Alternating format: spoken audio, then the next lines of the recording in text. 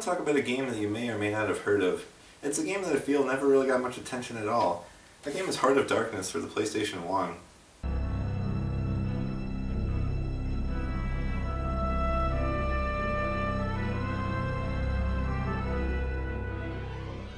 I gotta admit, I didn't know this game existed until about a couple years back, but you can't really blame me because it's not really one of those games that people talk about all that much, and I feel like it's a little underappreciated.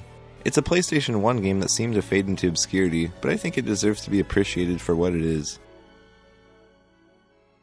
The game begins with a boy named Andy, who's being scolded by his teacher for sleeping during class. He even goes as far as trying to lock Andy in a storage space, which is kinda creepy. Oh, why? Afraid of the dark? After he gets out of that, him and his dog go to the park where they then witness a solar eclipse.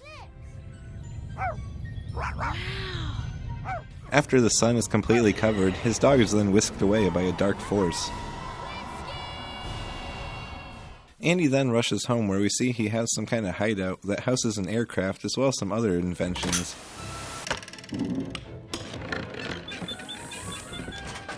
So far we have a boy genius and his dog. That somehow sounds kind of familiar. So he sets off in his aircraft and he's pretty quick to run into trouble. He then crash lands in an unknown world, and that's the end of the opening. So the first thing I noticed about this game was its graphics, and I just really liked the way it looked. It has a very dark, surreal feel to it, but it's also very beautiful at the same time. You'll see locations like canyons, to boggy swamps, to my favorite part where you're swimming underwater in what looks like tunnels. Very cool stuff.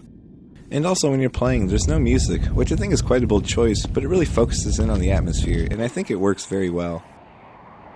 Another thing I noticed quickly about this game is how you can die very easily. The game is full of situations where you have to keep on your toes, because one wrong move can lead to your death. There are some parts that can be kind of annoying, but for the most part the challenge is very fair. The story of this game mainly focuses on Andy as he experiences the craziness of this world, while also trying to find his dog Whiskey. In a way, it kind of reminds me of the movie The Labyrinth, but in a good way.